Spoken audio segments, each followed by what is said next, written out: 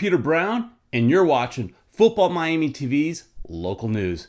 And we have a winner, but we'll get to that in a few minutes. I'm back from Medellin, and I come home to the sights and sounds of progress. In order for a new era to begin, an old must end. For a new state-of-the-art structure to go up, an old, dilapidated, historical structure must go down. FXE Futbol and attorney David Winker tried to stop progress Wednesday when they presented an injunction to the Broward County Circuit Judge Rod Singal. After 2 days of weighing both sides' arguments carefully, Judge Singal on Friday refused to stop Inter Miami from demolishing Lockhart Stadium. FXE Futbol plans to appeal the decision, but for now, Beckham and company can continue building for the future, where our future Inter Miami stars will be grown. Speaking of future stars, Inter Miami has selected 150 kids from a whopping 6,000 for the academy. Over the past month, Inter Miami coaches held several tryouts where they had the chance to see up close the best talent South Florida has to offer.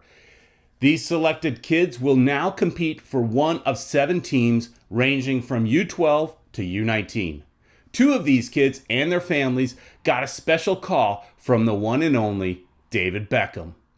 Mile Perkovich, age 13 from South Florida Football Academy, and Fernando Sanchez, also age 13 from Miami Breakers FC, sat down with sporting director Paul McDonough and were surprised and speechless when Bex got on a call to welcome them to the academy. Hey, Fernando. Hi.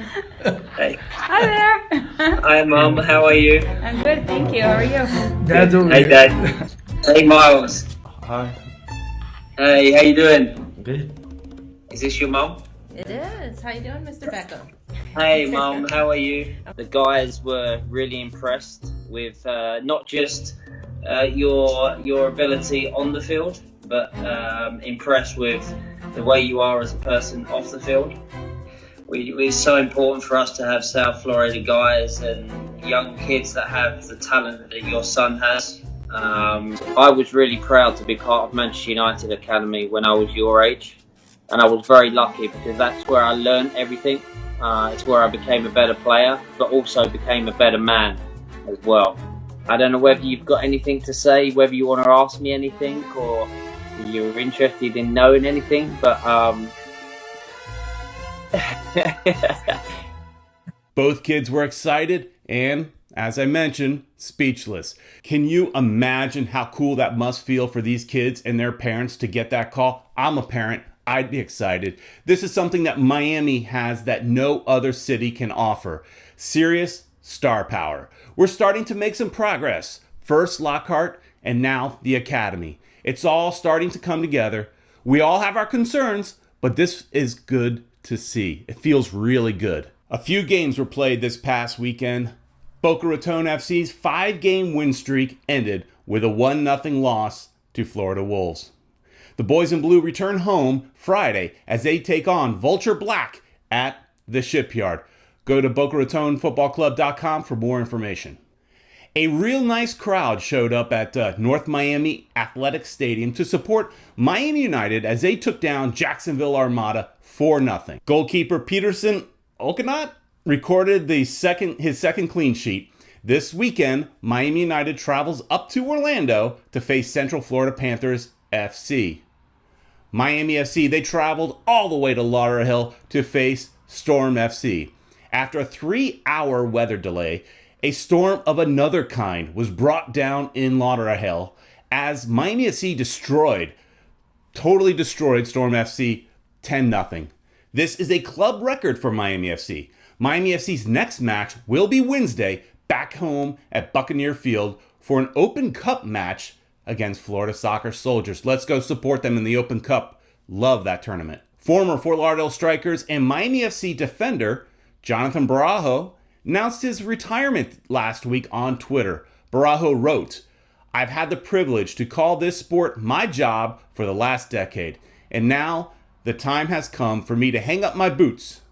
In 2015, Barajo appeared in 13 matches and made it to the semifinals of the NASL Championship with the the Fort Lauderdale Strikers.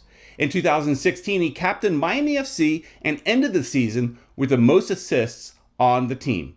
Barajo will now focus on his business, Soccer Shape, which is a fitness program and class that combines strength training and cardio exercises for soccer players. Good luck, Jonathan, on your next chapter, and thanks for the memories. And now we have some unfinished business. We have a hat to give away. Thanks to everyone who commented, and there's a lot of great thoughts in those comments. Really appreciate it. And the winner, drum roll please, goes to Davo954 for his comment comparing Miami to Nashville, who are both entering MLS in 2020. Nashville has a USL team that is building excitement each and every week.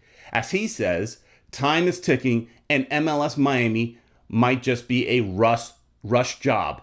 Davo954 private message us on Twitter, Instagram, or Facebook at Football Miami TV so we can get you your cool Inter Miami hat.